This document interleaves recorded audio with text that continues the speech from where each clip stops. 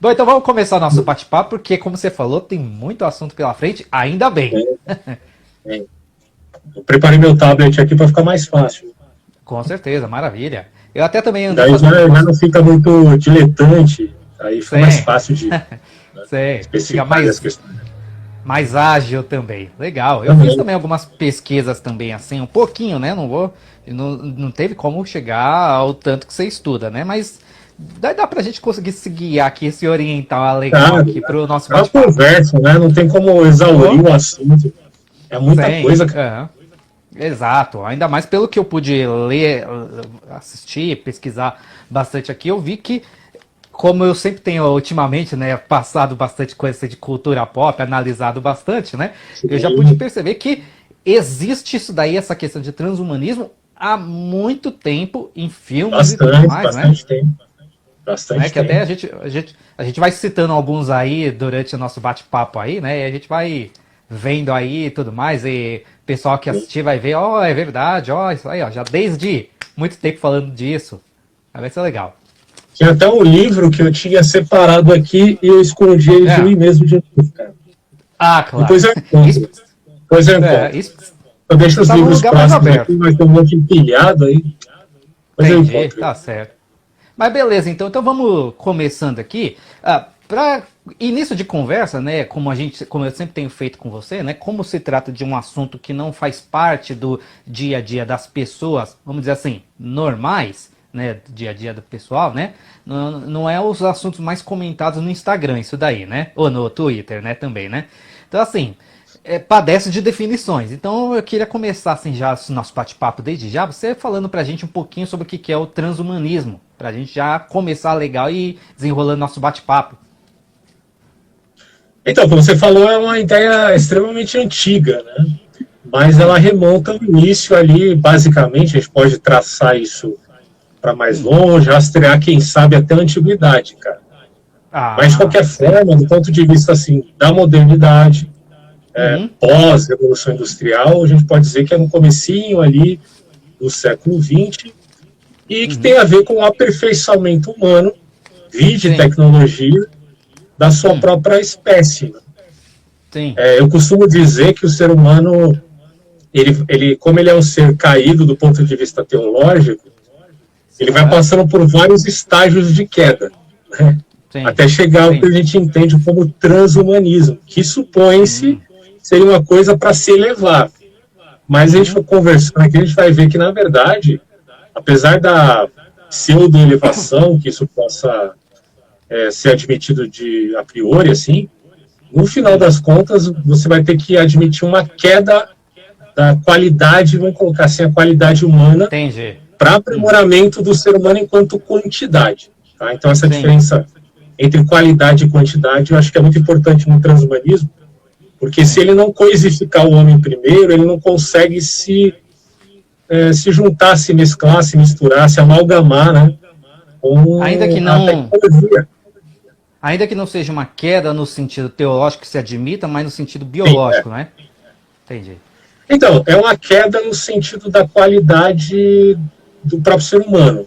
Né? Sim. A gente pode Uhum. colocar aqui, do ponto de vista teológico, poderia ser uma Sim. repercussão daquilo que aconteceu com a espécie humana, Uhum. e que a Sim. partir disso, em outras esferas, né, da realidade humana, social, cultural, biológica, etc., vai havendo essas quedas. Eu estou colocando assim, de uma forma um tanto abstrata ainda, mas o Sim. pessoal vai entender quando a gente começar a adentrar efetivamente o assunto. Mas, em termos gerais, é isso. O transhumanismo é um aperfeiçoamento do ser humano enquanto espécie.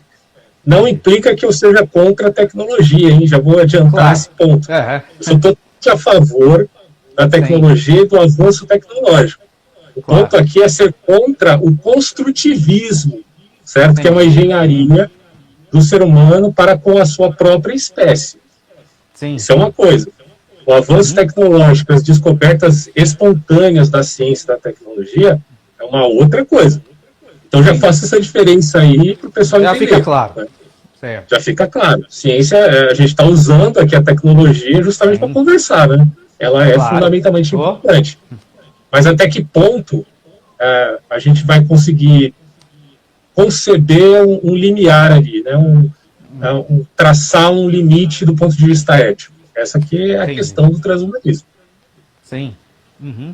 Interessante, só te cortando rapidinho, é até legal que hoje eu vi numa página de nerdidades aí, até eu mandei pro Renato, eu tinha esquecido de mandar para você também. É legal que já saiu inclusive até mesmo o título, né, e uma sinopse, as primeiras cenas do Matrix 4, né, o novo filme Matrix vai ser lançado, e pelo que eles estavam falando assim, o nome do filme vai ser Matrix Resurrection, né, e aí vai mostrar, pelo menos vazou as primeiras cenas lá assim, né? Falando que o Neo, ele tá no seu terapeuta, que ele não lembra de nada do que aconteceu no passado.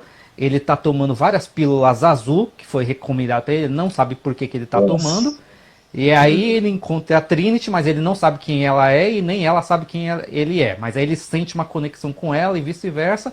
Aí até o momento que é dado para ele uma pílula vermelha, então aí começa todo o filme e aí não vazaram mais do que isso. Mas ao mesmo tempo já mostra essa questão. Desculpa, antes disso ele fica passando pela cidade e diz que tá todo mundo no celular, olhando pro celular, e ele é o único que não, e ele fica se questionando por que tá todo mundo preso ao celular. Porque todo mundo fica preso olhando constantemente. Eu acho que isso também tem a ver com essa questão de transhumanismo também, essa questão que você falou. Até que ponto tem tudo a ver. Tecnologia é importante, mas ao mesmo tempo a gente acaba escravo, como ele mesmo coloca aí, o tempo todo olhando para essa questão sem um sentido, sem um porquê. A tecnologia ela tem um caráter de ambiguidade, né? Porque ao mesmo tempo que ela tem um valor do ponto de vista da utilidade, e a gente vai falar um pouquinho também de filosofia, porque eu estou avaliando a coisa do ponto de vista das bases filosóficas do transhumanismo. E não enquanto o transhumanismo seja um problema de cunho tecnológico. Sim. Que não é nem o caso. Né? Porque se a gente for averiguar, há traços do transhumanismo já na nossa própria época. Né? Uma pessoa que usa ponte de safena, até o próprio óculos. A pessoa que usa óculos está usando uma tecnologia que está além do próprio corpo dela. Né? Então, nesse sentido, evidentemente, a gente jamais pode ser contra isso. Claro. Agora, eu estou colocando o problema do ponto de vista de que isso tenha uma questão de base filosófica muito frágil e que pode desbancar para uma outra coisa em vista da ideia de pós-humanidade, que é uma questão muito importante de se discutir aqui, porque a pós-humanidade ela não necessariamente é igual ao transhumanismo, mas eles podem coincidir aí, né? E o transhumanismo se aproveita provavelmente de muitos dos filósofos aí que admitem a ideia da pós-humanidade. Entre eles os estruturalistas, pós-estruturalistas. Cito aqui o próprio Michel Foucault, né? Eu estudei bastante Foucault na faculdade, e ele é o filósofo que fala da morte do homem, só para você já ver que a coisa é grave. Né? Porque até então, bom, na época do Nietzsche se falava da morte de Deus por conta do positivismo, que tomou conta da humanidade. A pessoa não vai rezar se estiver doente, ela vai no médico, né? A partir daí supõe-se essa morte de Deus, e no quesito do Nietzsche não é que ele está sendo ele era antirreligioso, efetivamente, né? Mas nessa fala ele não está sendo, ele está dizendo simplesmente que a humanidade ela passou por essa transição de um niilismo, que segundo ele é um niilismo negativo da religião, para um niilismo reativo, que é o do positivista. Ao ponto dele mesmo, né, como filósofo, fazer crítica ao próprio positivismo. Mas aí ele vai ver, essas coisas ainda são niilistas, e a gente precisa, segundo ele, superar o niilismo. O niilismo é a redução de tudo ao nada. E como superar esse niilismo? Né, segundo o que ele perguntava e tentou resolver, a meu ver, de uma forma totalmente fracassada. Né? Mas, enfim. Bom, e aí ele parte para a ideia de um outro niilismo, que é a negação do próprio niilismo. Que essa é a vontade de poder do ser humano de viver a vida, e ele tem que superar essas limitações, até mesmo aquelas do positivismo. Né? Então, por aí a gente entende que o transhumanismo, enquanto uma ideologia, e o problema é basicamente esse, uma ideologia que se envolve também com o aspecto político, a gente vai ver que transhumanismo não é necessariamente de esquerda e de direita, tá? Tem vários grupos distintos dentro dessa filosofia transhumanista, tem direita libertária, tem esquerda, tem críticas de progressistas contra o transhumanismo, né, e outros que são a favor.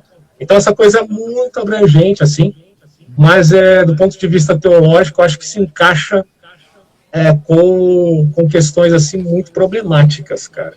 Mas eu também não quero levar muito para esse lado. Eu sei que a gente pode também cair num certo catastrofismo, exagero, né, quando se fala de assuntos que vão se repercutir só no futuro, seja próximo, seja longínquo. Então a gente tem que tomar cuidado para equilibrar. E eu costumo dizer que o filósofo, o pensador, seja lá quem for, é aquele cara que anda na corda bamba, certo? Então, para ele olhar para essas coisas, ele tem que tomar cuidado, existe uma linha tênue aí, dos exageros, ele precisa se equilibrar. Então, a análise, toda ela que é feita referente a algo do futuro, tem que ser muito equilibrado, porque o futuro é uma névoa, a gente não sabe exatamente como vai ser. Sim. Você preparou já algumas perguntas, algo referente a isso?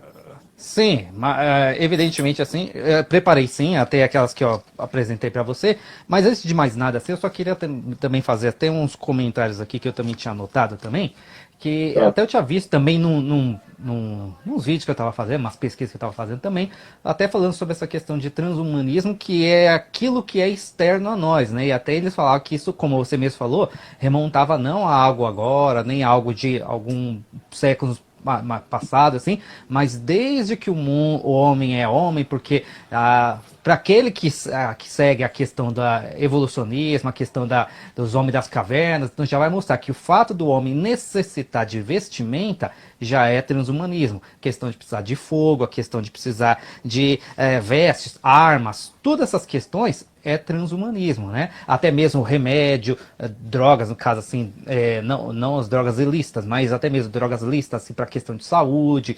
Tudo isso, como você citou também o exemplo de óculos, questão de prótese dentária, tudo isso daí que vem de fora para visar uma melhoria do corpo, tudo isso daí é transhumanismo, não é verdade? Então já remonta bem... Mas tem uma pegadinha aí. Tem uma pegadinha grave aí. Porque, de fato, essas coisas, como eu falei para você, inicialmente, essas coisas representam a tecnologia, sim, que ela acaba sendo espontânea. Por que ela é espontânea? Porque ela não está centralizada. Aí é que eu me apoio no argumento do Hayek, né, que é o pensador de ciência política até, mas que cabe bem aqui, porque você veja, a engenharia social, do ponto de vista, claro, do que se refere aí à organização da sociedade propriamente dita, ela se pauta numa ideia de que há de se ter melhorias por conta da intervenção humana, sim, seja de aristocratas, governantes, quem for. Então isso aparece fortemente no positivismo social do Comte. Entendi. Agora, quando você vai pensar no transhumanismo, é quase a mesma coisa, só que é no caráter de uma engenharia genética. Ou seja, não é necessariamente você fazer intervenções na sua condição, porque a admissão aqui de que nós fazemos intervenções na nossa própria condição, isso é um fato. Né? Ninguém deixa de cortar o cabelo, cortar as unhas. Sim. Imagina se você não cortasse as unhas, como seria, né? É do caixão. A gente faz intervenções, sejam para subtrair, seja para somar. Né? Sim. Há quem diga até em multiplicar. O celular vamos colocar assim, que é uma soma, quase uma multiplicação em vista da memória, porque a gente guarda muitas lembranças do celular, por exemplo. Antigamente eram as fotos. Então, bom, essas coisas são normais. Mas uma coisa é isso, é uma tecnologia que não é centralizada, que não tem um caráter ideológico político. Entendi. Outra coisa é o transhumanismo no sentido que se pauta numa ideia de construir uma nova espécie, de superar essa espécie humana atual.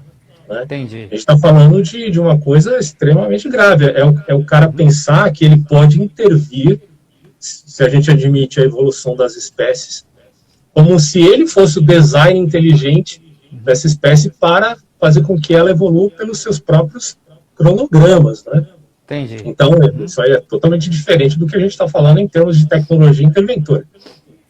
Por isso que eu falo, centralização é uma coisa, espontaneidade de tecnologias pontuais que vão aparecendo na sociedade, pululando aqui e acolá, é outra coisa.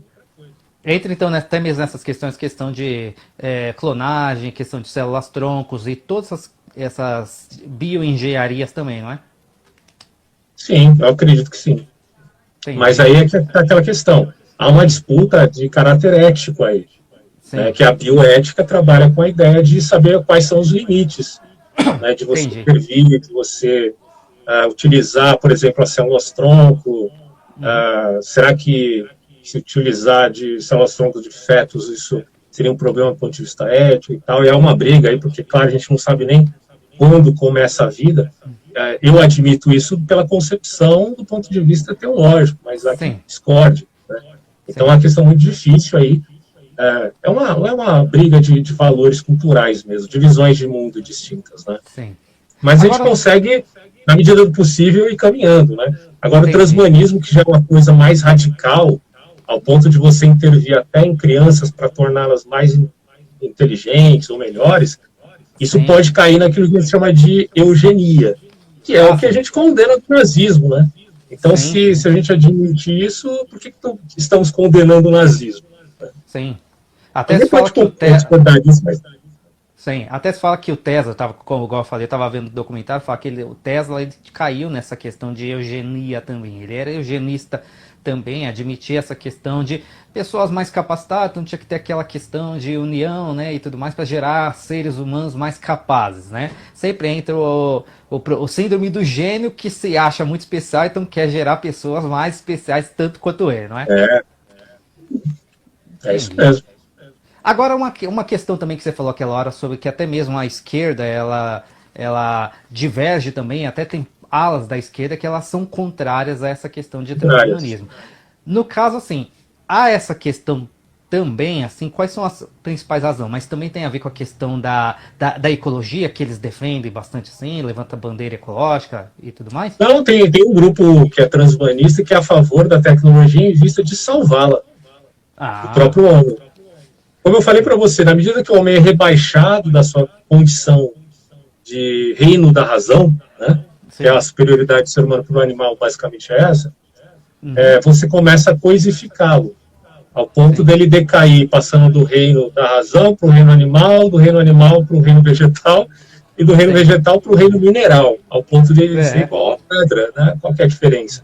Porque se uma pedra é informação e o ser humano só é informação, e aí entra aquela coisa da religião do dataísmo, que sim. é exposto pelo livro do Harari, que vai basicamente chegar a esse tipo de reducionismo. Sim. Então, existem transhumanistas que acreditam que a tecnologia auxilia ao ponto de minimizar as intervenções humanas, porque o humano é como se fosse uma peste, entre Uhum, aspas, aí do mundo, porque ele atrapalha e tal, tal, tal. Bom, mas quem está falando isso é o próprio ser humano, né? Que é sim. o traidor da sua espécie, vamos dizer assim. Não que o ser humano É, seja flor que se cheire, que ele não tenha tido sim. responsabilidade por vários problemas de cunho ecológico aqui no mundo. De fato, tem. Mas há um limite aí, né? Há um limite. Então não dá para você categorizar todos como inimigos da ecologia, porque se não existisse humano, ninguém saberia o que é ecologia. Sim, Porque quem tem razão para sabê-lo é o próprio ser humano, né? claro. Basicamente é isso. Agora, no caso da esquerda, o que acontece é o seguinte, eles são contra exatamente por causa da ideia de igualitarismo. Você Sim, imagina a questão do transhumanismo, de pessoas que tenham mais capital e consigam editar, tem até o CRISP, depois eu vou falar um pouco sobre isso, que é uma sim, edição que você pode fazer aí de caráter genético até, né?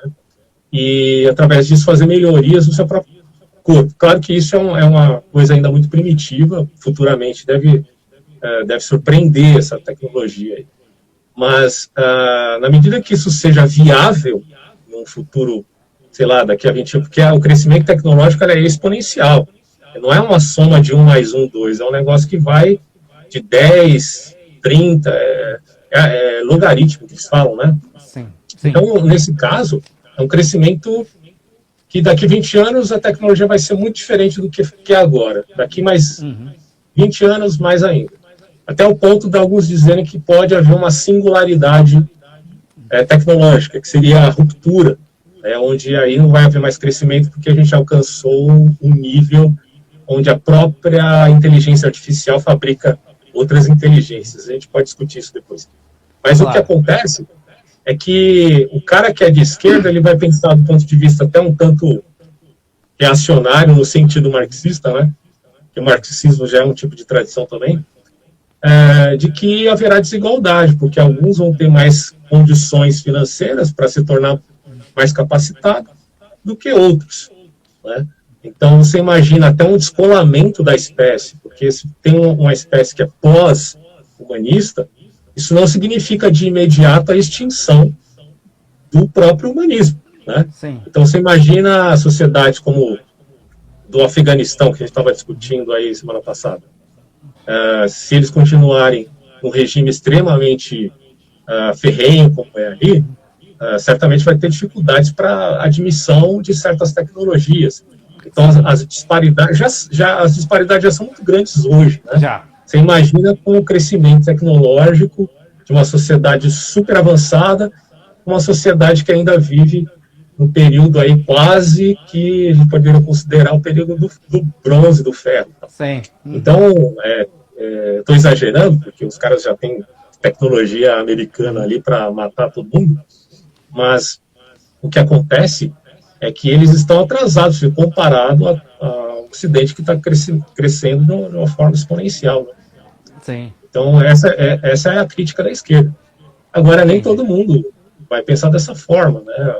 Certamente, muitos transhumanistas também são de esquerda e pensam do ponto de vista progressista, que isso vai auxiliar não só um grupo, uma elite, mas todo mundo. Entendi. É a esperança deles, a esperança religiosa, inclusive. Sim, interessante.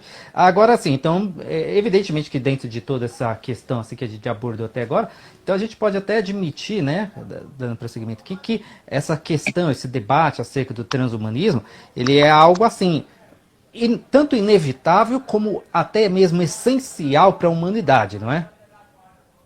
O Francis Fukuyama, que eu tinha mencionado semana passada, ele diz que o transhumanismo é a ideia mais perigosa do mundo atual.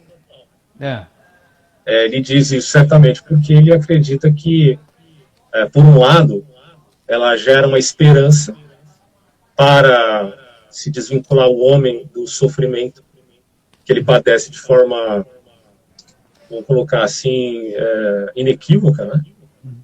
E, por outro lado, isso pode ser, na verdade, um tiro no pé, né? Pode ser uma situação que vai trazer, vai piorar, né, a condição do ser humano. Porque é como, se a gente parte para fazer alegorias do ponto de vista teológico, você pode pensar aí na primeira intervenção do próprio Satanás, lá no Jardim do Éden, né, quando ele fala para... se você quer ser Deus, ele fala para a mulher, né, ele não quer que vocês sejam o que vocês nasceram para ser. Se você comer o fruto proibido, que não é necessariamente a maçã, sabe? Sim. Se você comer o fruto proibido, você certamente se tornará Deus, né?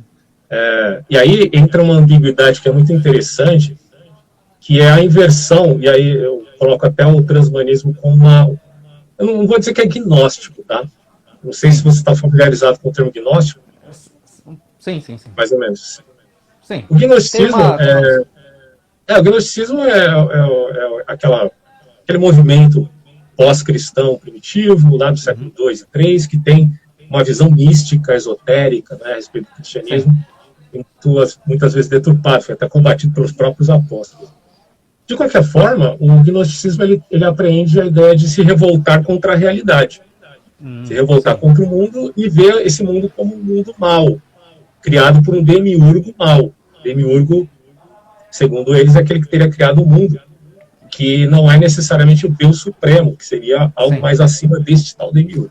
Bom, por que eu estou falando isso? Porque esse sentimento também aparece no transhumanista.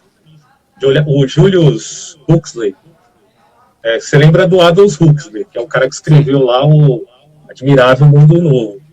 Eu tenho esse livro que eu ia mostrar aqui, mas todo mundo já conhece.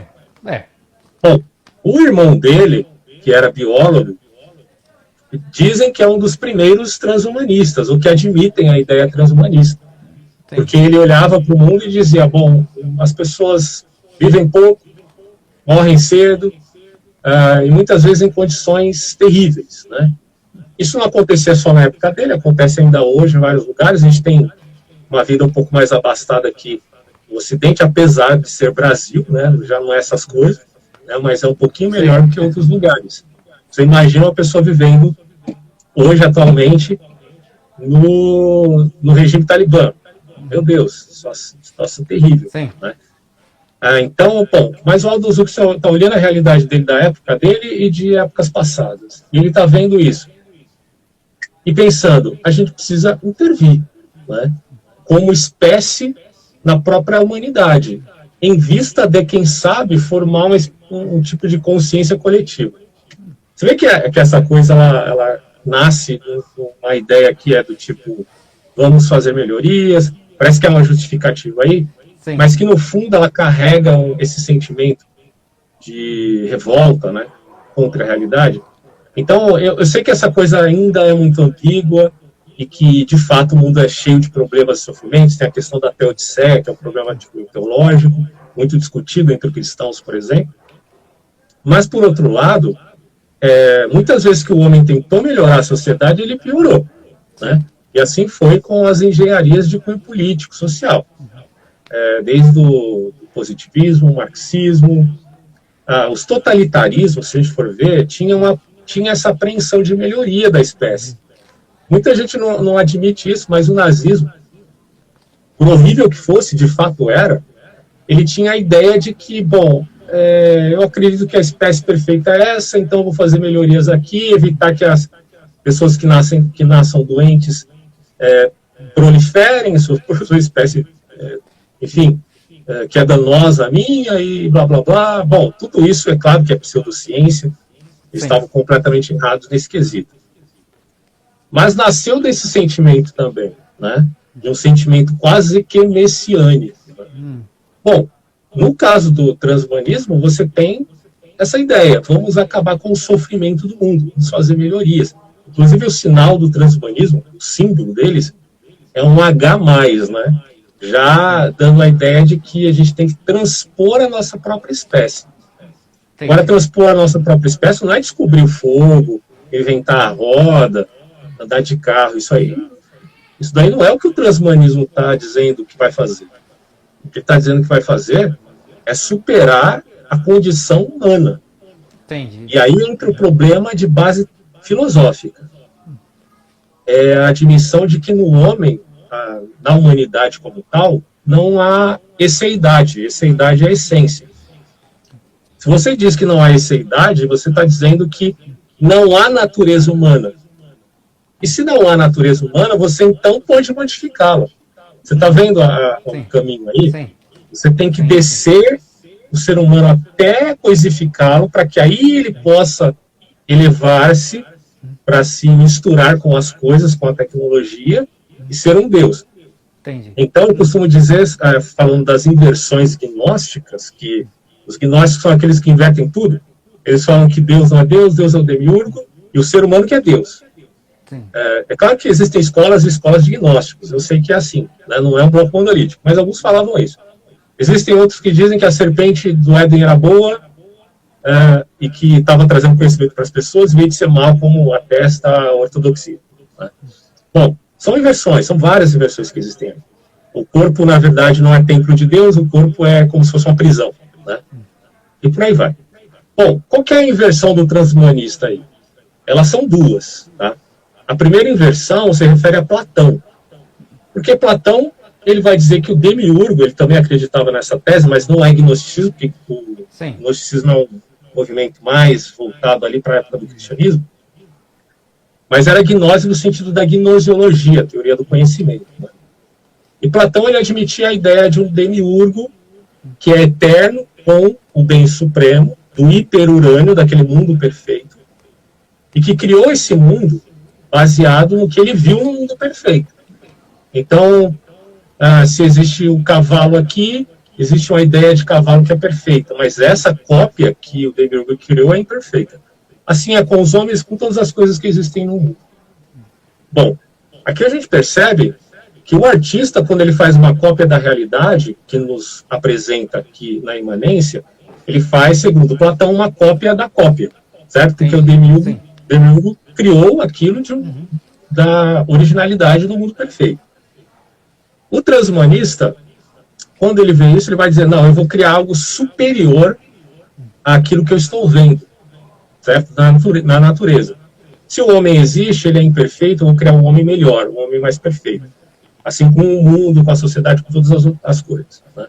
Então, é uma inversão de Platão no sentido de que ele acredita que, como designer, ele fará com que o mundo se torne superior, do ponto de vista da espécie humana, tá? Ao que ela é, de fato, atualmente, certo? Isso inclui também questões éticos e morais, né, que é muito discutido aí.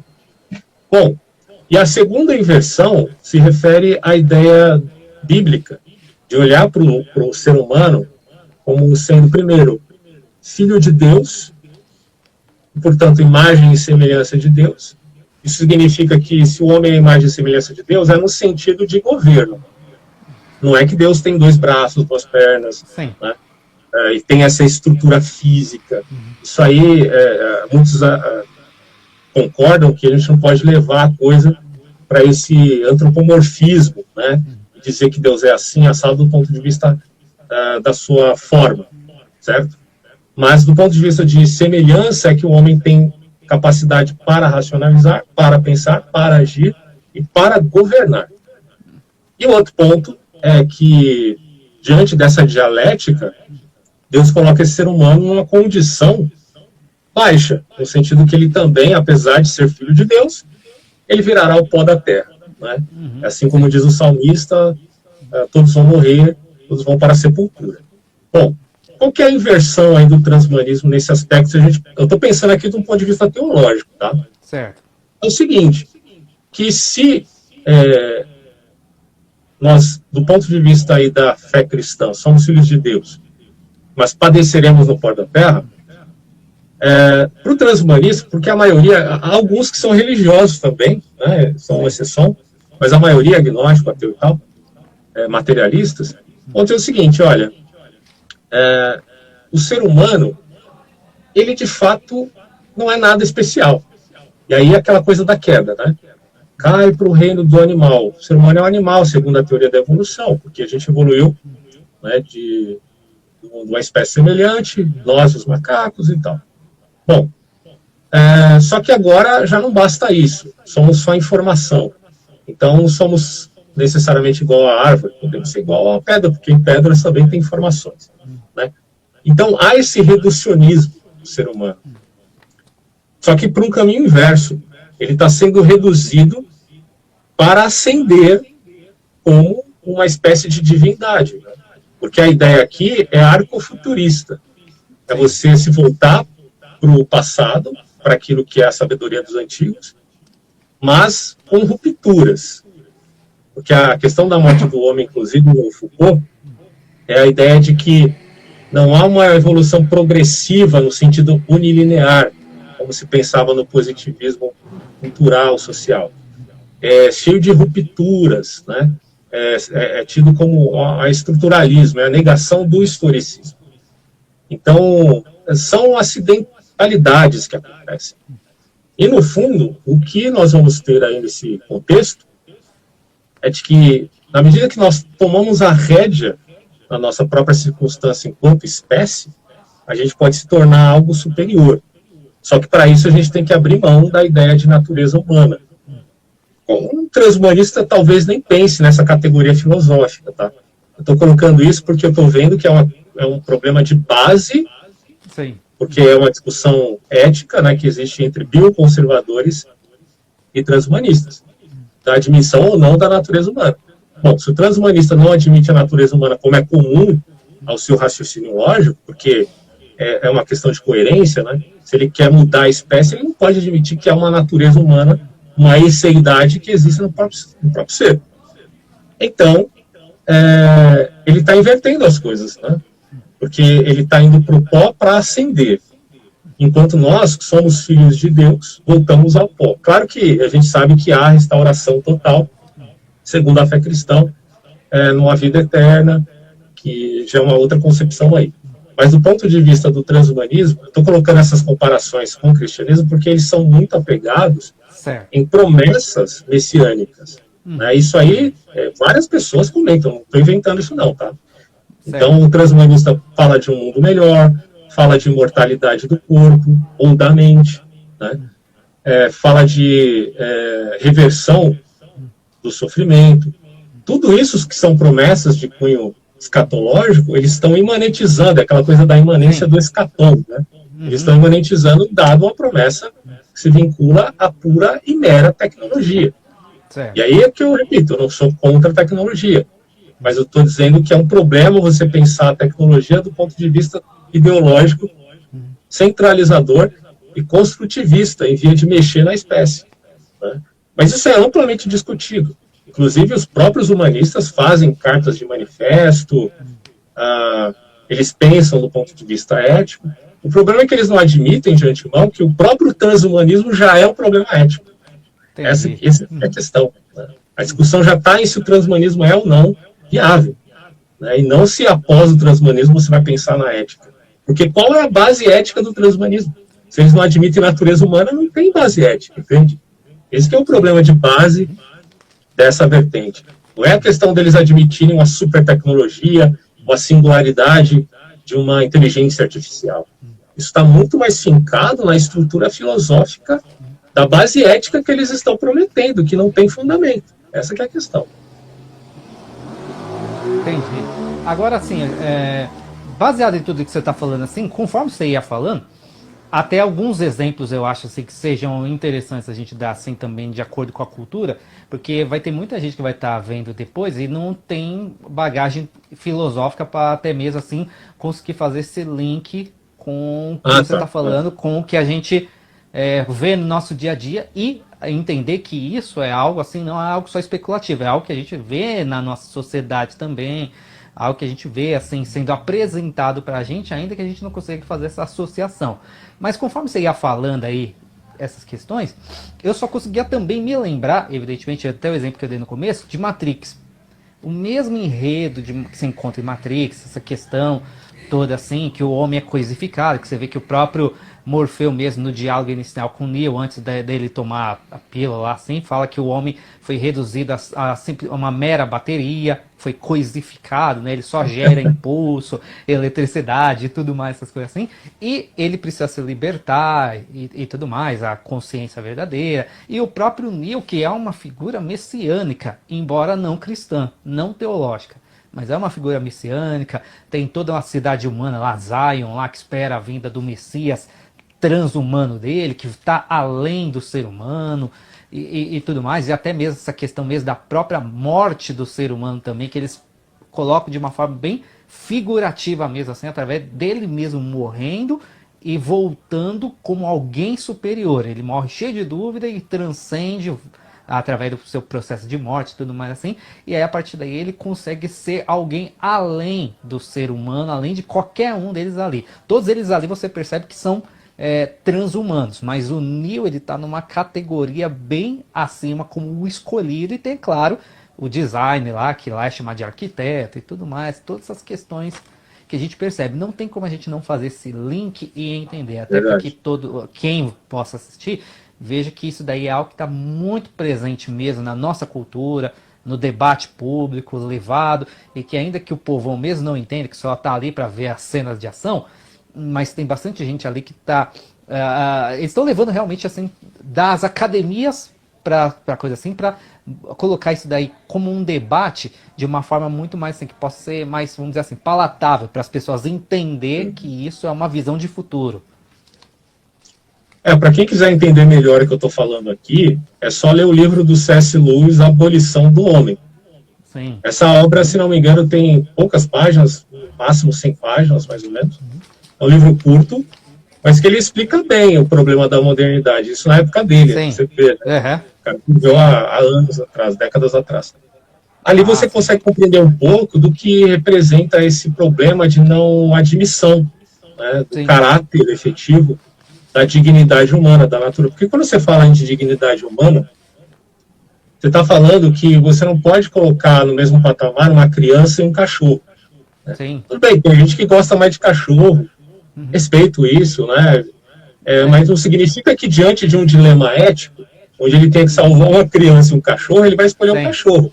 Mesmo que o cara diga eu gosto mais de cachorro, é uma brincadeira ali. Né? Não vamos ver ali, ele vai evidentemente salvar a criança, certo? Sim. Então é nesse sentido que eu estou colocando. A dignidade humana, ela só é validada se você admite que há nela esse caráter de especialidade. Aí que a gente pode colocar do ponto de vista, por exemplo, da metacognição. O que é metacognição? É você pensar o seu próprio pensar. Inclusive, se a pessoa tem um problema de cunho cognitivo, psicológico, psiquiátrico até, a recomendação é que ele vá para fazer uma terapia cognitivo-comportamental, né, geralmente com um psicólogo. Sim. Onde ele vai conceber essa ideia justamente de metacognição, de que nem sempre os pensamentos que ele tem na mente dele, pensamentos depressivos, de medo, de raiva, de angústia, são ele próprio. Né? Aquilo às vezes aparece, mas você consegue pensar o seu próprio pensamento. Isso é uma metacognição, isso é uma qualidade estritamente humana. Esse é o ponto. Não se sabe de nenhum animal que tenha essa capacidade, entende? Sim. Então, a partir daí a gente começa a aprender que o debate que existe entre transhumanistas e os chamados bioconservadores, que são contra essa ideia de modificar a espécie, tem essa base, né, de admissão ou não do caráter da natureza humana que podemos colocar como a representação da própria dignidade humana. Se você quer se tornar outra coisa que não humano, então o que é humano? Nada? Bom, se é nada, então qual é o fundamento da sua ética para dizer que você precisa se tornar algo melhor? Entende? Entendi. É claro que o transhumanismo, ele repercute as ideias humanistas, tá? Se você pega o humanismo ali, decorrente da Renascença, posterior, aparecendo com força no iluminismo, você tem um projeto antropocêntrico, né, o ser humano como centro do universo e tal. Então, claro que o transhumanismo bebe disso também. Só que, ao mesmo tempo que ele bebe disso, ele quer transpor isso. E na medida que ele transpõe, ele está negando a própria raiz dessa coisa mesmo, que é a centralidade do homem. Ele tem que tirar o homem do centro do universo, não que seja, tá? Do ponto de vista teológico, nem é, né? Mas do ponto de vista, assim, entre o humanismo e o transhumanismo, o humanismo é melhor, certo? Então, no sentido que o cara tenta transpor a humanidade dele, ele vai ser o quê? Um pós-humano ou um desumano? Entendi. Eu acho que a desumanidade tem, do ponto de vista, assim, de precedente, ela aparece como algo válido aí para qualquer um, porque não tem fundamento, entende? Então, esse é o problema, cara. Assim, por isso que eu falo, o problema é base filosófico-ética aí do transhumanismo. Agora, não a questão tecnológica, que espontaneamente vai aparecendo e que será inevitável e que terá que ser repensada, mas sempre do ponto de vista da pontualidade. Apareceu uma nova tecnologia, são os celulares, as comunidades virtuais, a internet. Tudo isso está sendo repensado agora, do ponto de vista ético, para saber se isso pode provocar problemas de cognição, se pode viciar as pessoas, se está atrapalhando a vida delas. E aí tem pessoas que estão repensando isso, escrevendo livros, né, fazendo teses de doutorado a esse respeito. É assim que a gente caminha, né? Agora, se você já tem um precedente construtivista, centralizado, numa ideia, muitas vezes, política, aí eu acho muito perigoso, né? Porque a ideia já é mudar mesmo a própria espécie. Entendi. Então, no caso, assim, até a gente pode entender que até mesmo para fazer até um resumo, que a gente está terminando, mas assim, um resumo nessa questão a questão não é a junção entre tecnologia e uma vida melhor, ou até mesmo igual na cultura oriental, é muito comum você ver eles tratando isso daí bastante também na cultura deles, a questão de união entre tecnologia e espiritualidade. Ser andando lado a lado um com o outro, mostrando a necessidade e equilíbrio nessas duas questões. Não chega a ser essa questão, mas chega na questão de o ser humano querer brincar de Deus, brincar de design e tudo mais assim, querendo redefinir o ser humano, não é? Indo além da condição humana e tudo mais, não é? Redefinir o ser humano. Exatamente isso, cara. Ah, entendi. É, porque no caso até eu tinha anotado até algumas questões assim, também assim, inerentes a essa questão, né? Até que a cultura oriental é muito comum você ver isso daí nos filmes deles, até mesmo nessas séries de, como diz minha mãe, essas bobeiras de japonês que eu e o Renato a gente assiste, né? Você vê assim, muito comum eles unindo essas questões entre tecnologia e espiritualidade, assim, e é claro, evidentemente assim, não se chega a se tratar de uma questão do propriamente dito do pós-humanismo, transhumanismo, né? Não é essa questão de junção entre um e outro. Ali é mais uma questão de cultura oriental mesmo, visão de mundo que eles têm, né? De dualidade, né? Exatamente, exatamente isso. Que é uma questão assim que, assim, do ponto de vista da situação humana frente a um sofrimento, podemos colocar assim, específico. É. Por exemplo, vamos pensar numa criança, tem uma doença muito terrível que existe na humanidade, sempre me chamou a atenção, que é a progéria. Não sei se já ouviu falar dessa doença. A Não, criança já. nasce, quando tem 9, 10 anos, ela vai envelhecendo, né? Ah, E sim, aí, sim. quando ela tem, sei lá, 12 anos, ela tá velhinha, cara. É uma coisa assim Sim. horrorosa. Uhum, Então, pensa só, se a gente tiver uma tecnologia tal que consiga editar o gene que provoca esse tipo de doença e cure a criança, quem é sim. que não vai querer fazer isso, né? Claro. Não Sim. existe. As pessoas vão querer. Bom, se eu vou no médico Sim. hoje por causa de uma dor de barriga, você acha que um Uhum, problema mais grave eu não iria? Iria. sim. E se fosse meu filho, alguém próximo que tivesse com uma doença grave ou não, eu levaria ao médico e optaria pelo tratamento, tá? Claro. Então é claro que eu admito, por exemplo, que um cadeirante, ele quer Uhum, voltar a andar. E ele pode sim. admitir que pela tecnologia ele consiga futuramente fazer isso. Essas Sim. coisas são todas tidas aí, que eu costumo dizer, como uma isca para se admitir um aspecto mais radical, né, que é a transmutação completa da espécie, que Sim. pode estar pareada ali com a ideia de eugenia, entende? Então, Sim. de um lado, você, sim, admite a tecnologia e admite que tem pessoas que querem ser curadas, que querem ter uma opção de tratamento nova, porque estão Uhum, sofrendo. Isso aí é sim. totalmente injusto, ao meu ver, né, do ponto de vista até da situação circunstancial que ela está enfrentando. Outra Sim. coisa é você repensar agora de uma forma generalizada uma transespécie, né? Muitas vezes por um caráter que vai muito além da necessidade atual do indivíduo, mas Uhum, que tem a sim. ver com o seu próprio ego, muitas vezes até com a necessidade de querer ser um deus, né? Sim. Isso pode parecer meio clichê, mas acontece, né? À Uhum, medida que o homem vai tendo, é aquela coisa do Nietzsche falando da vontade de poder, né, que é um aspecto da natureza humana. Nietzsche exagera um sim. pouco nisso porque ele vai dizer que tudo é vontade de poder, né? Enquanto Sim. Freud vai dizer que tudo é libido, Marx vai Uhum, dizer que tudo é economia. Então são reducionismos aí. Mas são aspectos, apesar de não serem necessariamente redutores, que de fato existem na condição humana. Tem a sim. condição econômica que interfere, tem a condição da libido, da sexualidade, tem a condição também da vontade de poder, tudo isso está agindo dinamicamente no ser humano, né? Uhum, sim. Então, nesse caso, as nossas tecnologias, a nossa própria cultura, ela tenta responder às nossas necessidades. Isso é normal. Agora, isso não significa modificar a espécie intencionalmente, né? E quando você vê um cara que é liberal, como o Francis Fukuyama falando que é uma ideia perigosa, você começa a repensar nisso, porque você vê que o perigo não está na tecnologia que eles estão advogando, e sim Sim. na base ético-filosófica, Uhum. que não tem Do que eles fundamento. defendem, Essa né? é a questão, Sim. entende? Entendi. É claro que Sim. tem fundamento você ajudar um cadeirante a voltar a andar, você ajudar uma pessoa doente, mas isso aí é uma questão pontual, que a tecnologia está aí, já está aí para responder. Ninguém precisa inventar uma filosofia de vida para fazer isso. Já Uhum. está acontecendo. Pessoas estão Sim. fazendo pesquisas para fazer melhorias. O que não significa agora admitir uma ideologia para mudar a espécie humana. Né? Sim. Uhum. O tecnocentrismo. Entendi. Uhum.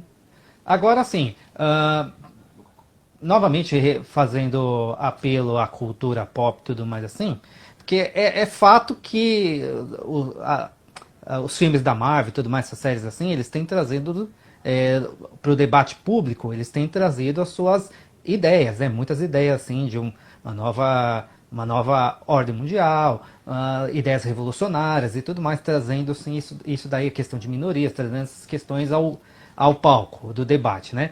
Mas assim, inclusive até um dos filmes que vai ser lançado daqui pro final do ano é o tal do filme dos Eternos, que, de acordo com os quadrinhos, foram aqueles que deram origem ao Gênesis X, que geraram os X-Men, no caso, nos quadrinhos, e que, com toda certeza, isso daí vai abrir o precedente para que esse filme dos Eternos abra as portas para no UCM, no MCU, vir os filmes dos X-Men, gerar os X-Men, que no caso, nos quadrinhos, enquanto que eles eram uma figura dos negros, né, da década de 60, né, do momento dos direitos civis, no caso, então a gente pode entender que nesse século XXI, eles vão estar, muito possivelmente, apresentando os Eternos para gerar a porta, para abrir para os mutantes surgir o Gênesis X, né, modificação genética, para trazer essa questão de transhumanismo ao debate público?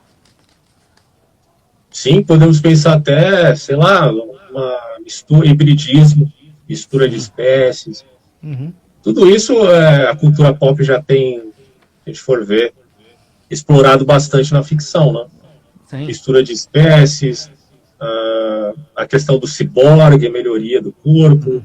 Isso já é bem antigo, na verdade, a gente tem filmes antiguíssimos que falam disso, né? Inclusive no transhumanismo você tem duas vertentes, né? Uma que se pauta na ideia de uma evolução de cunho biológico mesmo, mas agora é alterada pela progressão diante das metas do próprio ser humano, né, frente a isso. E uma outra que fala da tecnologia pautada por fora mesmo, né, que é a ideia, por exemplo, da cibernética, de você ter um braço mecânico, de você ter olhos mecânicos, ter uma super audição. Você usar um fone com o celular ali, se tiver um aplicativo, você consegue escutar até melhor, né, as coisas de fora ali, não sei se você sabe disso. Então, existem aparelhos extraordinários que você tem uma super audição. E qualquer outra coisa que tenha a ver com os sentidos humanos num caráter deficitário, até para ganhar mais força. A tecnologia militar trabalha muito com isso, porque para eles é ganho, né? Você tem um exoesqueleto para fortalecer o soldado ali, né, numa determinada batalha, né? Tudo bem, você viu isso na ficção, o Homem de Ferro, né, tendo a tecnologia ao seu favor para se tornar efetivamente alguém poderoso ao ponto de derrotar grupos terroristas.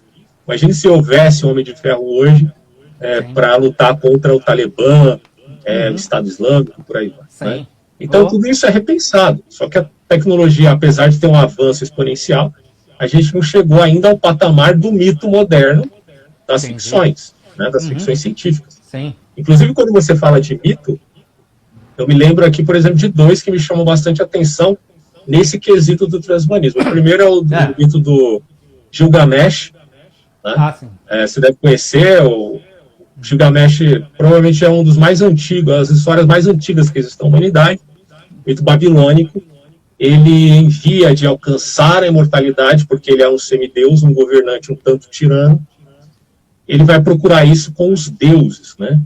E aí ele encontra o Enkidu, eu não lembro muito bem o nome do cara lá, mas eles brigam, depois eles ficam amigos, e tem todo aquele rolo.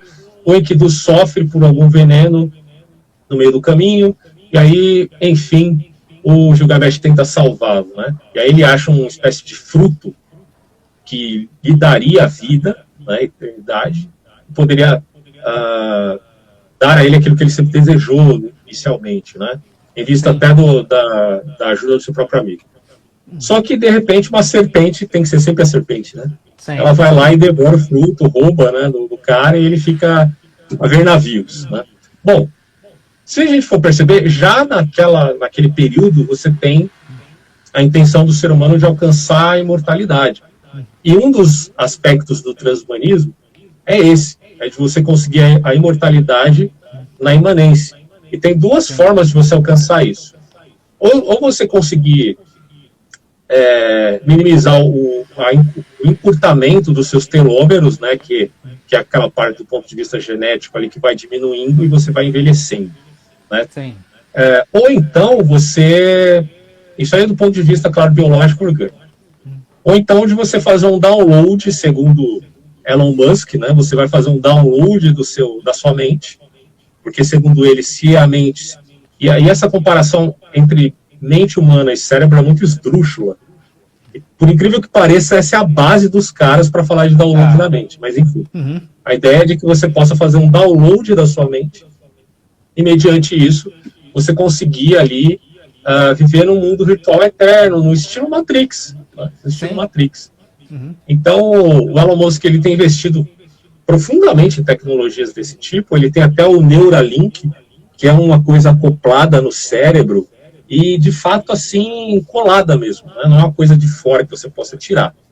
Né? Em vista de trazer uma implementação que auxilie o melhoramento da sua memória, do seu cérebro. Né? Mas a ideia fundamental dele, dadas as pesquisas que têm sido feitas aí, é de fazer um upload da mente. Né? Um upload da mente. Tem séries, inclusive na Amazon tem uma série bem interessante, eu esqueci o nome agora, infelizmente, mas assim, eles criaram uma empresa que faz upload da mente das pessoas que estão prestes a morrer. Entendi. Então, na medida que faz um upload, aquele raio que consegue, enfim, é uma explicação meio boba, né, da série, mas consegue fazer com que a mente, com a informação da pessoa, venha a habitar primeiramente no pendrive, né? Enfim, qualquer receptáculo assim, no estilo do gênio da lâmpada, o gênio habita a lâmpada, assim a mente poderá habitar o pendrive, mas na verdade habitar o computador, o CPU, qualquer coisa. Né? E nesse caso eles criam um mundo perfeito para essas mentes, né, que estavam prestes a morrer e foram feito ali o piloto, elas vivem ali. É uma série bem interessante para a gente repensar essa coisa, né, cara? Sim. Mas, assim, para chegar nesse ponto, você tem que primeiro admitir que, de fato, há essa similaridade entre o cérebro humano e o computador. Quando você fala que o cérebro humano é um tipo de hardware e que a mente é um software, você está fazendo comparações desse tipo. Só que a maioria dos neurocientistas, alguns até que não, vão dizer que existe um problema de base aí, né? Não dá para você dizer que a mente humana é similar à tecnologia pautada no computador, que é uma tecnologia de cunho binário, né? Então, são coisas completamente diferentes aí. A gente faz essas analogias, simbolismo, mas mais de caráter anedótico. Você acreditar que você vai fazer um upload da sua mente, ou que você vai conseguir fazer um download de informações de fora para dentro, olha, bicho, é só estudando mesmo, é só lendo livro, porque dificilmente vai ser assim. É claro que existem químicos, existe já uma pesquisa do ponto de vista aí dos fármacos, né, para aumentar a capacidade mental. Isso aí está talvez até muito mais, é uma proposta muito mais viável do que essa do download de informações de fora. Outra coisa possibilidade de não... se você pensa. Com toda certeza. Mas outra possibilidade também não seria a clonagem? Porque nós vemos também, inclusive, até mesmo usando lá assim, o próprio exemplo da saga Star Wars, no qual tem o Imperador Palpatine, que ele vive falando o tempo todo de imortalidade, e quando a gente percebe no último filme, não foi lá essas coisas, mas a gente percebe que o plano dele da imortalidade era através da clonagem também. E em algumas outras séries e filmes também, esse tema também é recorrente, onde você transfere sua consciência para um outro corpo, né? Um outro corpo que vai viver ali praticamente o mesmo que o seu, mas é uma outra vida, não é? Uma continuidade da sua própria existência.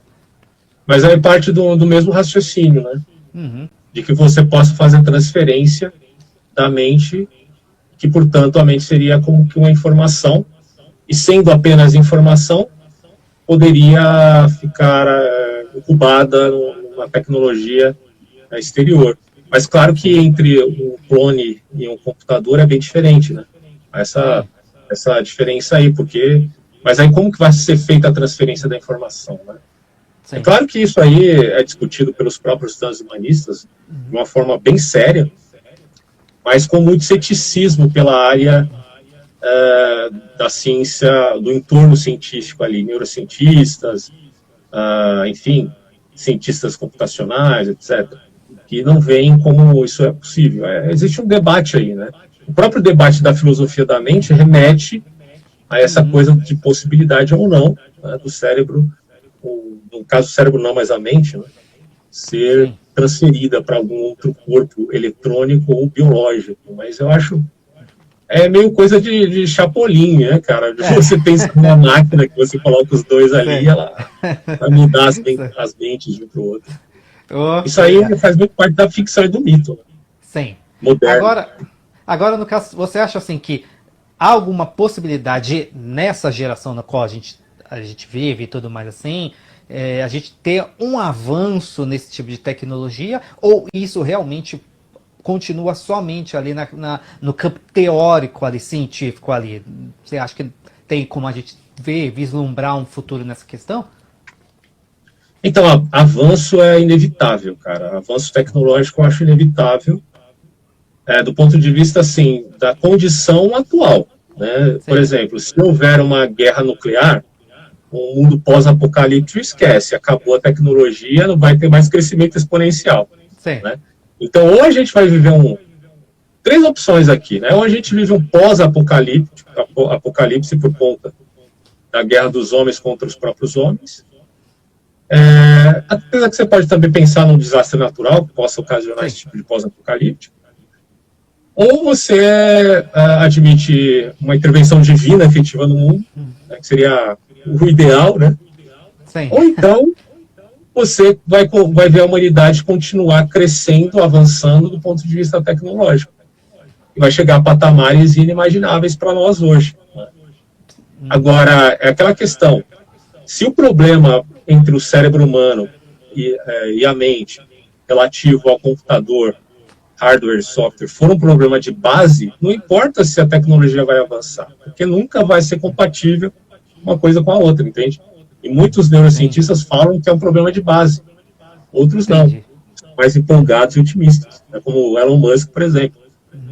Então, acho que, nesse sentido, eu até vou ler para você uma coisa aqui que eu acho muito interessante, que é a questão da singularidade tecnológica, né? Sim.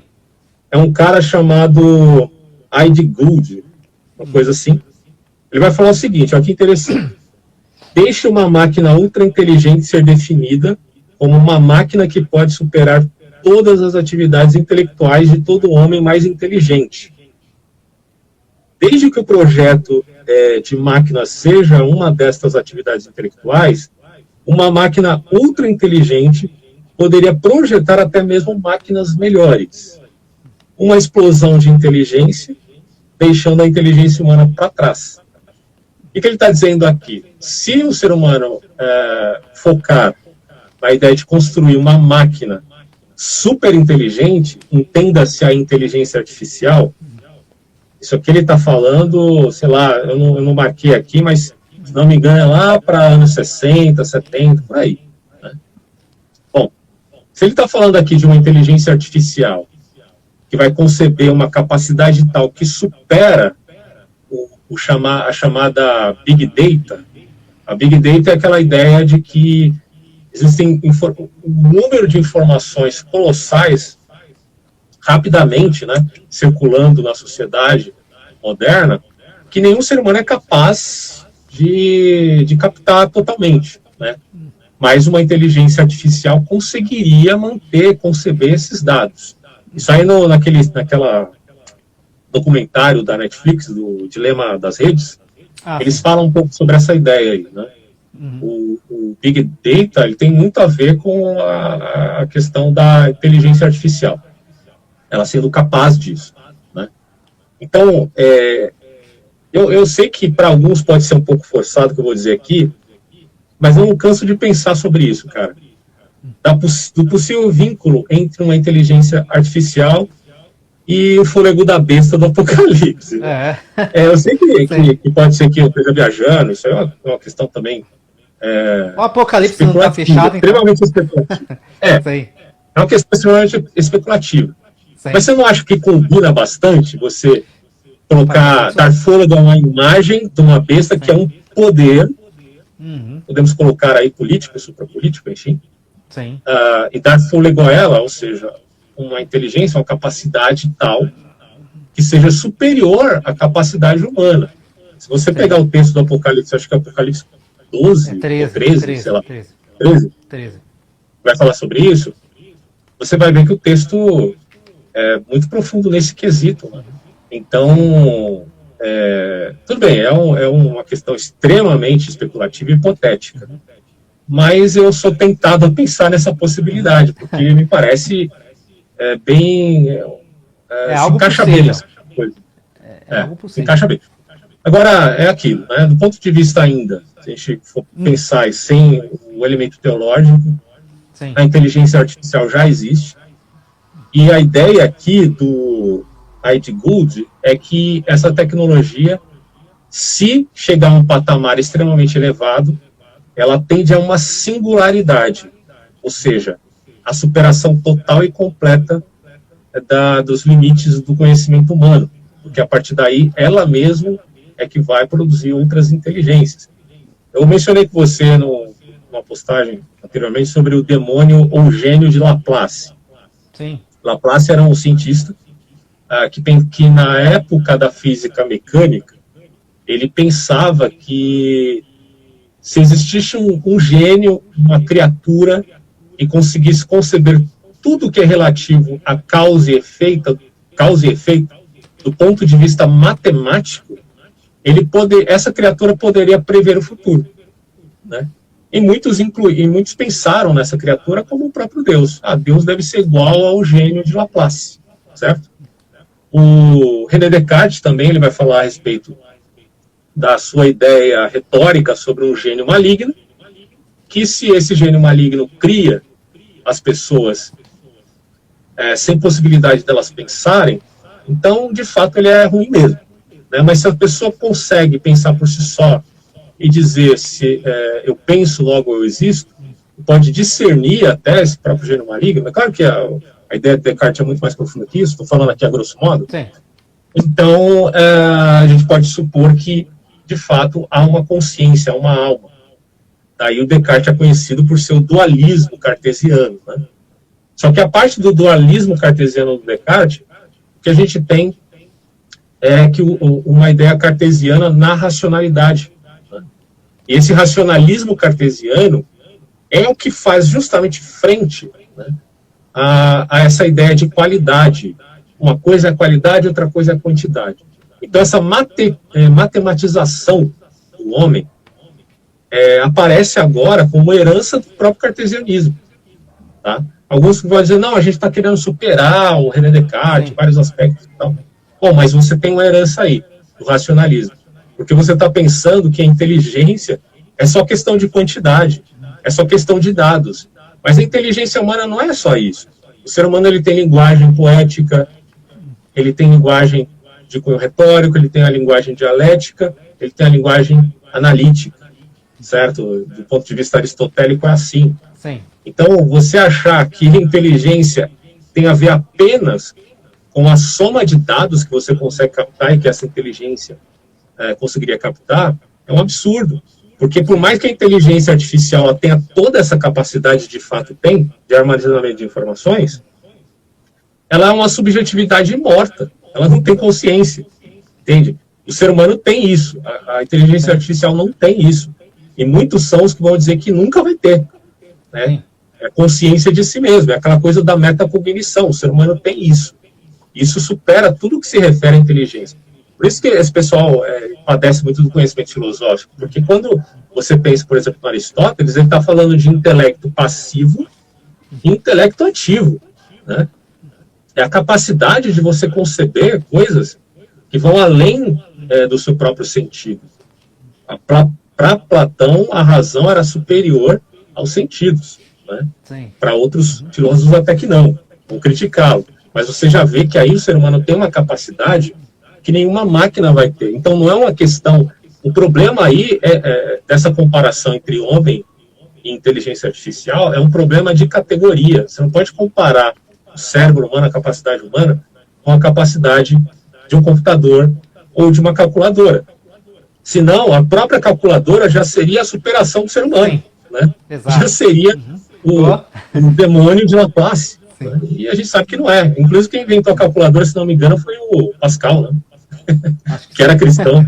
É interessante. Agora, assim, um ponto também que você falou é justamente assim, que me levanta uma questão aqui também, né, que eu até queria falar contigo assim. A gente pode, então, admitir que até mesmo essa questão da inteligência artificial, que o transhumanismo ele tanto pode ser visto de um lado positivo, como sendo uma melhoria no ser humano, seja por intervenções cibernéticas, biológicas, DNA, até mesmo a superação do ser humano, enquanto deixar o ser humano de lado pela substituição pela inteligência artificial, que é essa daí, querendo ou não, de um quadro positivo, e tem um quadro negativo também, igual a gente vê até mesmo alguns filmes que o ser humano é deixado de lado, perde emprego, é substituído pelas máquinas, fica na miséria por conta que agora os donos das empresas, os grandes empresários e tudo mais assim, eles agora têm como funcionário que não vai precisar pagar um robô, uma máquina, uma inteligência artificial que vai fazer o serviço daquela mão de obra. Questão de roubar empregos, né? Sim. O mundo ele vai mudar, hein? Não tem como a gente impedir que isso aconteça, e querer impedir isso é uma coisa extremamente problemática, né? Porque você não vai conseguir, né? Sim. As pessoas, como o Ludwig von Mises dizia, né? Que a ação humana ela é que faz com que haja efeitos na sociedade, porque também é um choque de vontades antagônicas aí. Sim. Né? Então o homem é livre e o homem age, e essas ações humanas geram consequências contingenciais, e por conta das consequências contingenciais, há necessidade de você ter aí uma estrutura organizacional, uma hierarquia, até um Estado, apesar que a maioria dos transhumanistas libertários ditos anarcocapitalistas, são vários deles, não vão admitir isso, porque eles são contra o Estado. Mas, enfim, existe a temática de que, pelo menos eles admitam, e a maioria das pessoas assim fazem, que a ação humana é que determina os acontecimentos no mundo. Né? Sim. Não estou entrando no mérito teológico, da soberania de Deus, livre-arbítrio, essas coisas, vamos deixar de lado por enquanto. Sim. Mas o mundo é uma possibilidade, sempre. Né? E os homens agem. E eles são livres para agir. Só que mediante esse choque de vontades antagônicas, você vai ter, inevitavelmente, consequências. O cara inventou uma tecnologia ali, outro inventou outra aqui. Ninguém sabia que o... Como é que é o nome do cara da Apple lá? Esse agora? Inventou o iPhone? Não, que tá fazendo essa nova vacina aí, a mega vacina, o Bill Gates. Não, o que já morreu. O que morreu, o que inventou o iPhone. Não, eu sei, é o da Steve Jobs, né? Steve Jobs, exatamente. Steve Jobs. Exatamente. Ninguém imaginava que o Steve Jobs ia fazer um celular extraordinário na época. Bill Gates é Microsoft. Microsoft, cara, é Microsoft. Sim. Então você imagina, mano, poxa, todas as fábricas, a Nokia tinha celulares assim esquisitíssimos, né? Vários botões, eram monstrinhos tecnológicos. Quando surgiu o iPhone, tudo virou iPhone. Né? Todas as marcas aderiram, porque era uma tecnologia superior, efetivamente. Né? Então, não tem como querer controlar isso. Só que essas ações, elas são ações pontuais. Elas não estão sendo gerenciadas por ninguém. Por isso que as pessoas têm que ser livres para agir. Né? Então, o mundo vai mudar? Vai mudar. E pode ser que a tecnologia roube o emprego aqui, mas possibilite outros recursos acolá, né? Outras possibilidades vão se apresentar, e talvez melhores do que a gente tem hoje. Hoje muitas pessoas trabalham pela internet, ganham dinheiro aí, doidado, né? E fica até uma coisa meio esquisita, porque muitos ganham bastante dinheiro, outros ganham nada. Né? Desnivelado demais. Tem essa questão aí de ganhar dinheiro na internet, né? Mas as coisas vão mudar, a gente vai ter que admitir isso, invariavelmente, não tem como fugir. Agora, é o que eu falei, né? A questão da tecnologia não necessariamente está vinculada ao aspecto ideológico do transhumanismo.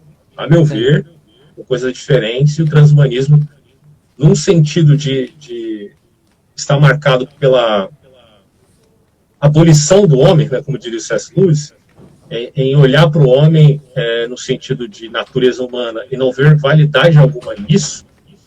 Aliás, o Julius Huxley dizia até a respeito dos sofrimentos dos seres sencientes, né? Então o problema não é só o sofrimento dos seres humanos. Eu até marquei aqui um versículo para a gente fazer um contraponto aqui. Sim. Romanos, deixa eu ver aqui. Esse meu tablet aqui é uma lentidão, cara, que pelo amor de Deus, meu. Ah, claro. Romanos capítulo 8, versículo 22. Sabemos que até hoje toda a criação geme e padece, como em dores de parto. Bom, Paulo evidentemente está falando dentro do contexto cristão, né? Evidentemente acreditando que a redenção partiria da ação divina. Que o transhumanista, de certo modo, admite em vista de ver na criação o sofrimento das espécies tidas como sencientes, né? Então, o que são seres sencientes? Capazes de sentir, por exemplo, a dor, né? Esses seres, eles podem se beneficiar uma vez que o ser humano alcance um patamar tal que possibilite até mesmo acabar com o sofrimento. E essa é uma das ideias também do transhumanismo. Então, sei que o transhumanismo ele tem pretensões do tipo messiânicas.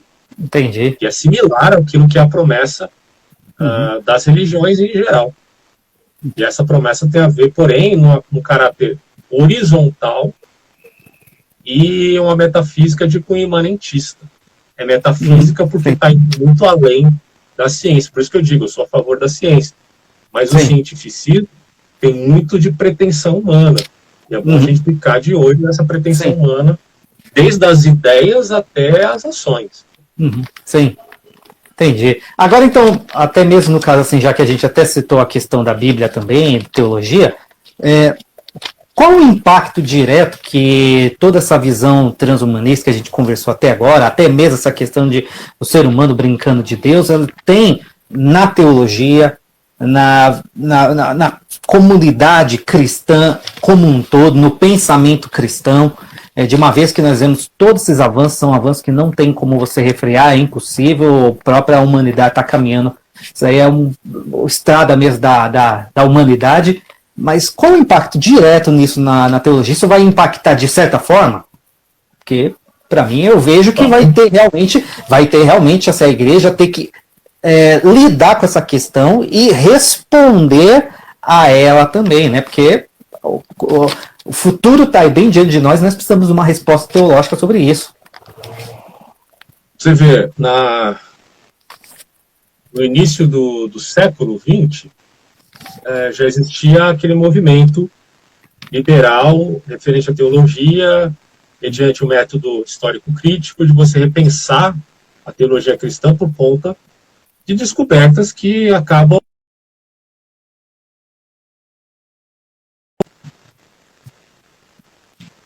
interpretação do fato. Está tudo bem?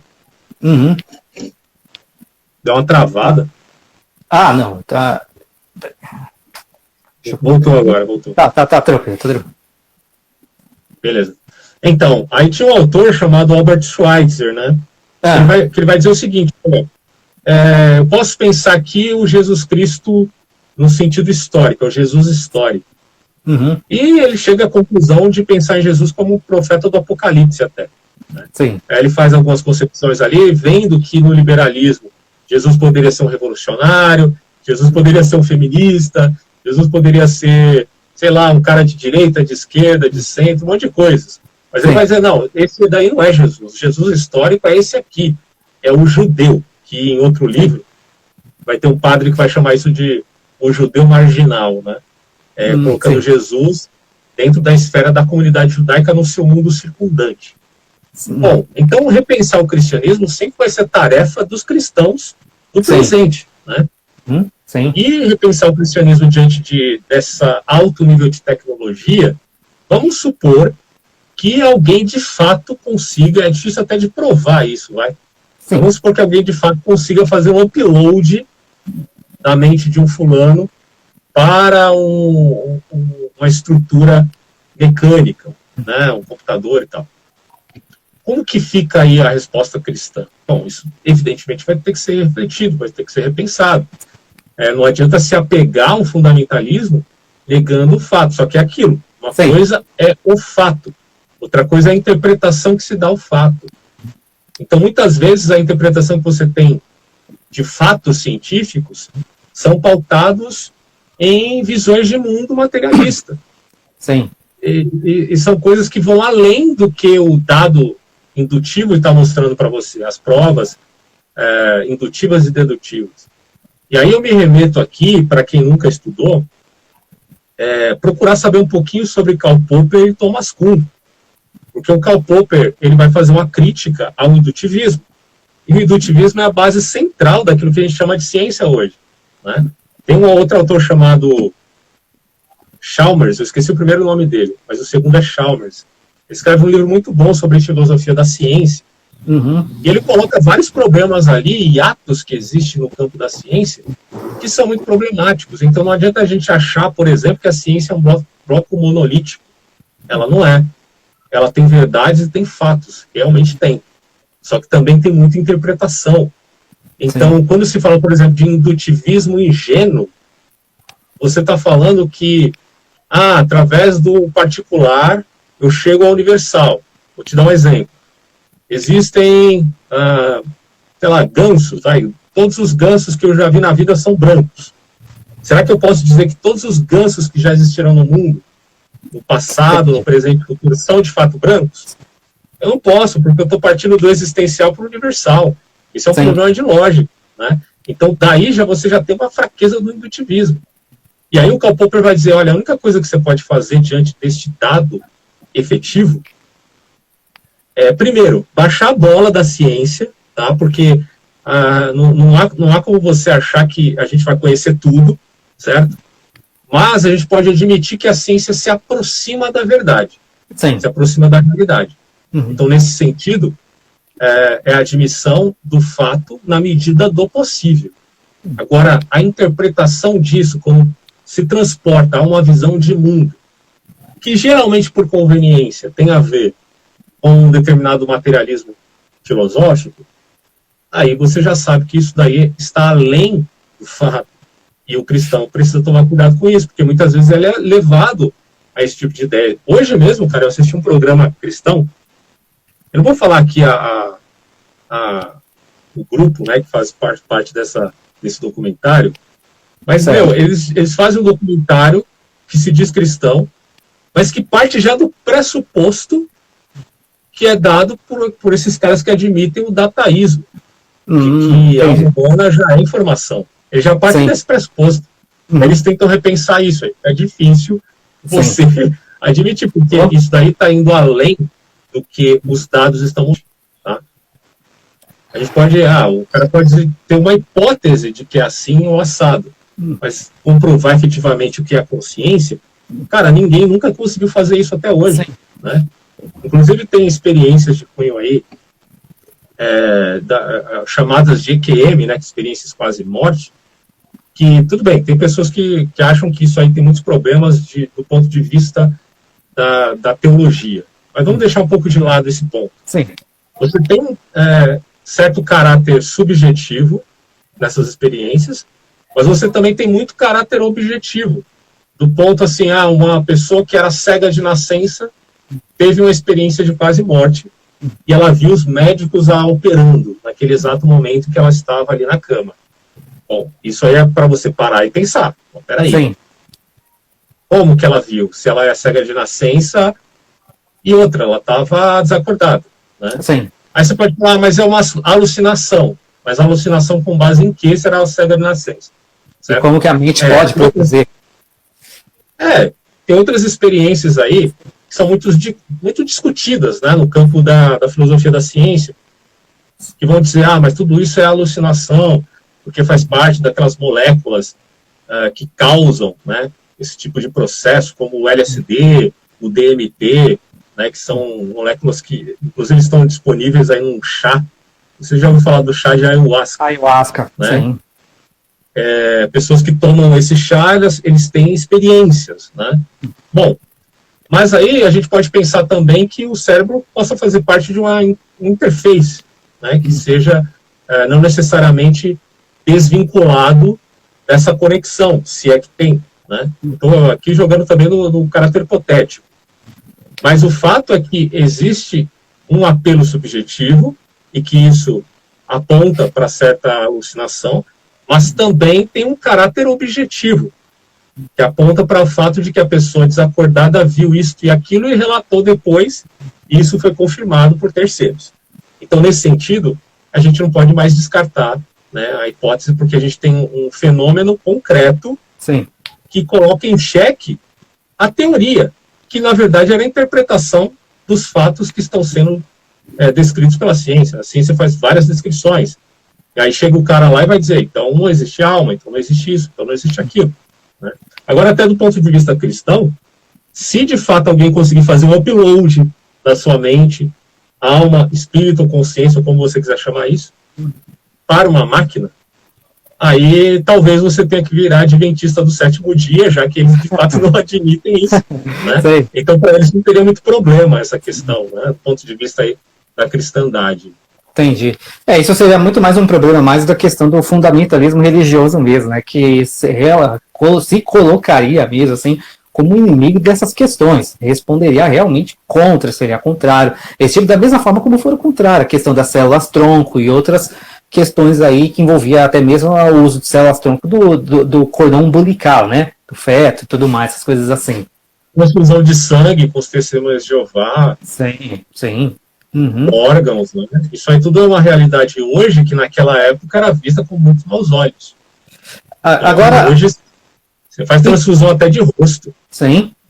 Então, no caso, assim, a gente pode até perceber que se não tivesse essa questão do fundamentalismo religioso e tudo mais, refreando, todos esses avanços, nós já estaríamos até mesmo com uma tecnologia transhumanista muito mais além, não é, dessa questão, por causa das pesquisas, avanços das pesquisas e tudo mais, até porque os embargos dessas pesquisas e tudo mais vieram justamente por causa da ala conservadora e principalmente fundamentalista, né?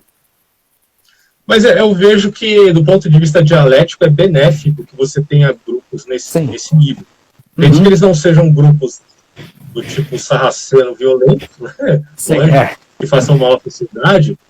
É interessante que você tenha grupos que tenham um pensamento um pouco mais rígido de um aspecto, para pesar na balança, aquela coisa dos freios e dos contrapesos. Né? Sim. Eu estou dizendo que eu concordo com eles, de forma alguma. Eu sou muito mais aberto à tecnologia. Mas eu acredito que, do ponto de vista da discussão ética, você tem um freio um pouco mais elevado, às vezes é bom, porque tem muito cara saidinho demais do tipo progressista. A gente cairia numa coisificação mesmo, né, do ser humano, né? Se não tivesse esse contraponto. A gente tende a pensar que nós, como indivíduo, temos que conceber toda a realidade e verdade da sociedade inteira. Sim. E não é assim. Né? Eu tenho uma perspectiva, uma visão de mundo, pode ser que eu erre num ponto e acerte em outro, e você acerte no ponto em que eu errei. Sim. Então, por isso que a dialética é tão válida na sociedade, né? E a gente pode discutir, você tem mais conhecimento de causa em alguma coisa que eu não tenho, e assim vice-versa, na miríade de pessoas que existem na sociedade. Então, nesse ponto, eu vejo vantagem no sentido de que você tenha grupos que façam alguma restrição referente a alguma coisa que é um tanto duvidosa. Eu não estou dizendo das coisas mais, basilares, né? Questões assim, evidentes e óbvias, tipo a Terra plana, né? Os caras querendo discutir se a Terra é redonda ou plana. É uma questão básica você saber que a Terra não é plana, né? Então, discutir isso já é uma perda de tempo. Agora, do ponto de vista de questões mais complexas, eu acho vantagem você ter essa dialética, desde que a pessoa não tenha assim, um nível de radicalismo tal que a leve a cometer coisas que sejam não só pecado, como crime também. Certo, entendi. Interessante. Você tinha falado que você ia colocar mais alguma questão, algum ponto que você deixou assim? Para terminar, por favor. Vou ver aqui. Vou só falar de algumas tipos de transhumanismo, tá? Por exemplo, tem os libertários, que são aqueles de orientação... Vamos colocar de direita libertária, vai. Sim. Você tem os singularitarianos, os caras que acreditam na singularidade tecnológica, na ruptura tecnológica, inclusive é base para a ideia de se pensar, segundo as palavras do próprio Yuval Noah Harari, em um governo de cunho global federalista, porque a ruptura tecnológica pode ser um problema. Sim. cair em mãos erradas, né? A questão dos hackers, etc. Certo. Você tem os grupos imortalistas, que acreditam na imortalidade da alma por esses dois vieses, seja pelo corpo, seja pela mente. Você tem um grupo que é bem curioso aqui, que é os pós-generismo, que é a ideia de procriação sem relação sexual e a possibilidade de que pessoas do mesmo sexo, casal, tenham filhos. Então, olha que essa aqui já é um ponto bem polêmico, né? A ideia de que o homem possa engravidar no futuro. Sim. E os abolicionistas, que são aqueles caras que acreditam nessa concepção aí de abolir todo o sofrimento dos seres sencientes. Sim. Então, a gente tem basicamente esses grupos aí que fazem parte do ramo transhumanista, que também não é uma coisa unívoca, né? São pessoas que pensam de uma maneira, outras pensam de outra, não é um bloco monolítico, né? São diversificados, diria. Entendi. O que até dificulta até mesmo o próprio debate nessa questão, uma vez que não é monolítico. Entendi. Então aqui eu esqueci de falar dos espiritualistas, né?